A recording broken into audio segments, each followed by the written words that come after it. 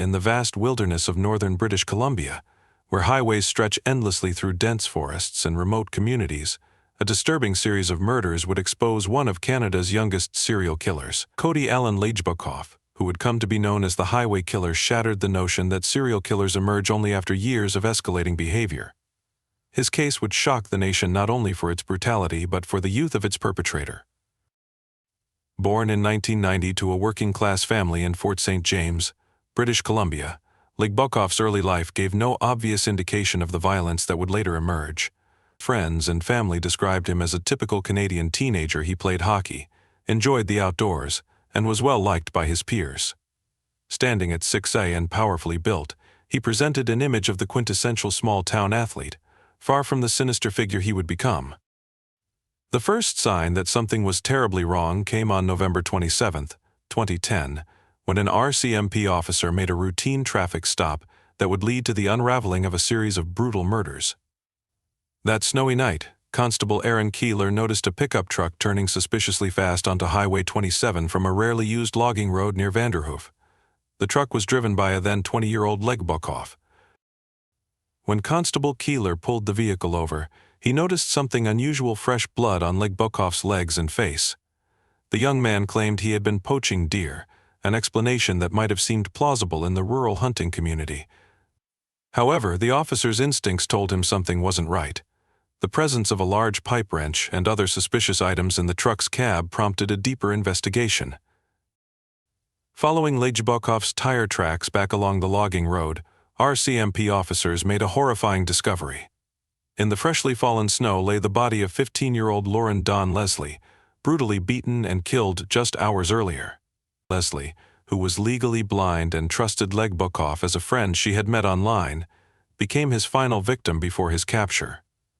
Her death would lead investigators to uncover a pattern of murders that had terrorized the region. As investigators dug deeper into Lejbokoff's life, they discovered connections to 3 other missing women from the Prince George area. Jill Stacy Stuchenko, a 35-year-old mother of 6, had disappeared in October 2009. Her body was found in a gravel pit on the outskirts of Prince George. Cynthia Frances Moss, 35, went missing in September 2010, and her remains were discovered in L.C. Gun Park. Natasha Lynn Montgomery, 23, vanished in August 2010. Her body has never been found, though forensic evidence would later link her death to Lejbokoff. The investigation revealed a disturbing pattern. Lejbokoff had used social media and dating websites to meet some of his victims, exploiting their trust through his youthful, unassuming appearance. He lived a double life, working at a Ford dealership in Prince George, playing recreational sports, and maintaining seemingly normal relationships while carrying out his brutal crimes. The contrast between Lejbokoff's public persona and his brutal actions baffled investigators and the community. Unlike many serial killers who showed early signs of violence or had troubled backgrounds, Lejbokoff had no criminal history prior to the murders. His childhood friends expressed shock, unable to reconcile the person they knew with the crimes he committed. The trial began in June 2014 and would last several months, revealing the horrific details of his crimes. Prosecutors painted a picture of a calculated killer who targeted vulnerable women, many of whom struggled with addiction or lived high-risk lifestyles. The exception was Leslie, a teenager who had no connection to the street life that characterized his other victims. During the trial, Lejbokoff maintained his innocence through an elaborate and ever-changing series of explanations. He claimed that mysterious drug dealers were responsible for the murders and that he was merely present but not involved. His testimony strained credibility as he struggled to explain the overwhelming forensic evidence linking him to the crimes. The physical evidence against Lejbokoff was substantial. DNA from his victims was found on weapons seized from his apartment and vehicle. Blood spatter analysis, cell phone records, and computer forensics created a damning timeline of his movements and actions.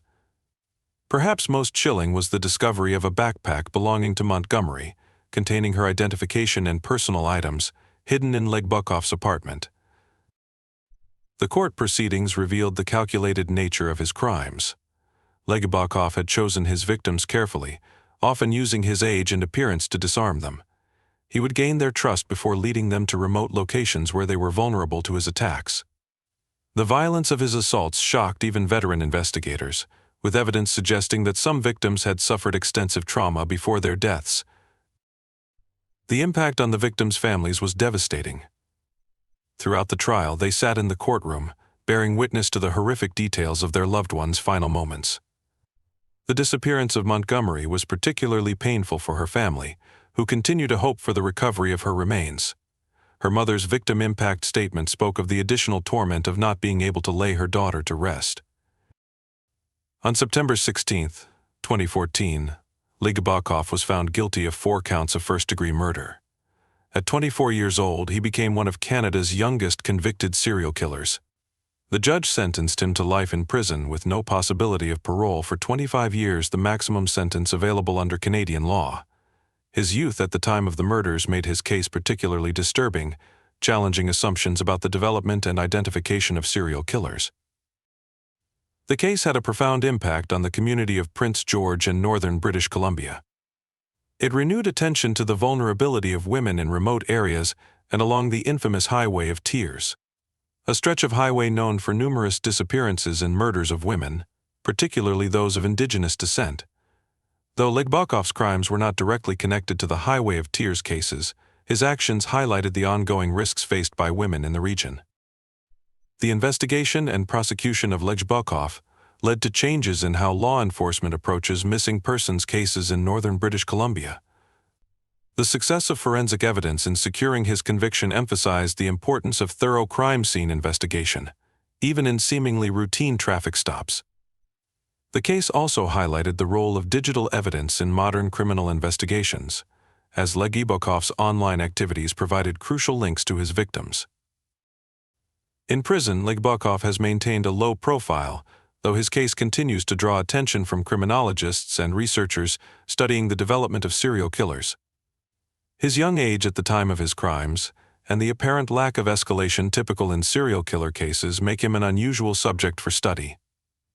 Mental health professionals have debated the factors that could have led to such violence in someone so young. The legacy of the Ligbakov case extends beyond the immediate tragedy of his crimes. It serves as a stark reminder that appearances can be deceiving and that predators can emerge from seemingly normal backgrounds. The case has been used in training law enforcement officers about the importance of trusting their instincts during routine stops and the value of thorough investigation of suspicious circumstances. For the families of his victims, the conviction brought some measure of justice but little comfort. The lives of Jill Stuchenko, Cynthia Maas, Natasha Montgomery, and Lauren Leslie were cut tragically short by a killer who exploited their trust and vulnerability. Their stories have become part of a larger narrative about violence against women in Canada's remote communities and the ongoing need for awareness and protection of vulnerable individuals. The communities of Prince George and Vanderhoof continue to grapple with the impact of Ligbakov's crimes. Local organizations have strengthened their support for at-risk women, and awareness programs about online safety have been enhanced. The case serves as a somber reminder of the dangers that can lurk behind friendly faces and the importance of maintaining vigilance, even in close-knit communities. Cody Ligbakov's case represents a dark chapter in Canadian criminal history, one that challenged preconceptions about serial killers and highlighted the vulnerabilities that exist in remote communities. His crimes, committed at such a young age, continue to raise questions about the nature of evil and the development of violent offenders. As he serves his sentence, the impact of his actions continues to resonate through the communities he terrorized and the families he devastated. The case remains a powerful reminder that justice, while served, cannot undo the damage inflicted on families and communities by such senseless violence. The memory of his victims lives on through their families' advocacy for better protection of vulnerable women and improved response to missing persons cases in northern British Columbia. The Ligbakov case continued to reverberate through the Canadian justice system and society long after the court proceedings concluded. His appeals process, which began shortly after his conviction, brought renewed attention to the case and forced victims' families to relive their trauma. In 2019, the British Columbia Court of Appeal unanimously dismissed his appeal, affirming both his conviction and sentence. Prison life for Ligbakov has been a stark contrast to his former existence. Housed in a maximum security facility, he remains one of Canada's youngest convicted serial killers. Fellow inmates, known for their particular distaste for those who prey on women and children, have reportedly forced him to live in protective custody. The once popular hockey player now spends his days in relative isolation, a necessary measure to ensure his safety within the prison system. The case has become a significant study subject for criminologists and law enforcement training programs. Unlike many serial killers who begin with smaller crimes and escalate over time, Legibokhov's sudden emergence as a violent offender at such a young age has challenged traditional profiling methods.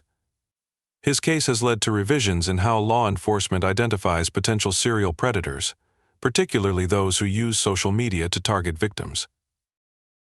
The impact on policing in northern British Columbia has been substantial.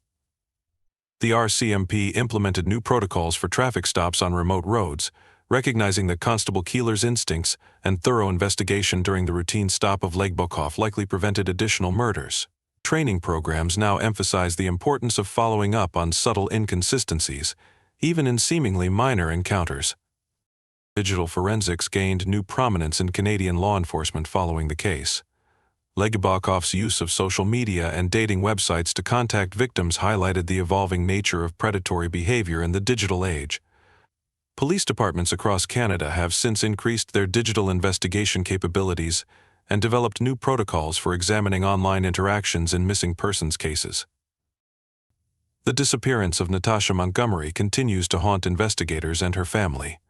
Despite extensive searches and ongoing investigation, her remains have never been found. The case has led to changes in how missing persons cases are handled, particularly when victims have connections to high-risk lifestyles. Her story has become a powerful symbol in discussions about violence against Indigenous women in Canada. Local advocacy groups have used the case to push for better protection of vulnerable women in northern communities. The shocking revelation that a serial killer could operate in plain sight, maintaining a normal job and social life while committing murders, led to increased funding for women's shelters and support services. Organizations now provide more comprehensive safety training, including awareness of online risks and the importance of verifying the identity of social media contacts. The families of Legbokhov's victims have channeled their grief into activism. They regularly speak at schools and community centers about predatory behavior and online safety.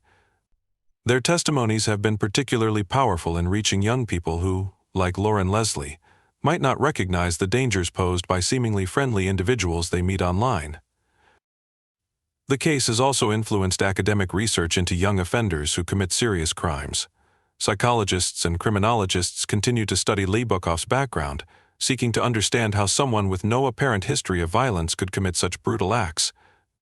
Their findings have contributed to evolving theories about the development of violent behavior and the role of environmental factors versus inherent tendencies. In Prince George and surrounding communities, the case has left an indelible mark on local consciousness. Parents are more vigilant about their children's online activities, and community programs emphasize personal safety and awareness. The logging road where Lauren Leslie's body was found has become an unofficial memorial site, where people sometimes leave flowers in remembrance of all of Legbokhov's victims. The media coverage of the case has been studied for its impact on public perception and trial proceedings. Journalists struggled with how to report on a killer who defied traditional stereotypes, being young, socially active, and from a stable background. The case has influenced how Canadian media covers similar crimes, with greater emphasis on victim impact and community healing rather than sensationalizing the perpetrator. As Canada continues to grapple with issues of violence against women, particularly in remote and Indigenous communities, the Legbokhov case serves as a stark reminder of the vulnerabilities that exist even in seemingly safe environments. The case continues to influence policy discussions about public safety, missing persons investigations, and support for at-risk populations. The broader implications of the case extend to discussions about rehabilitation and justice. Given Legbokhov's young age at the time of his crimes and conviction, questions about the possibility of rehabilitation and the appropriate balance between punishment and reform continue to spark debate among legal scholars and justice system reformers.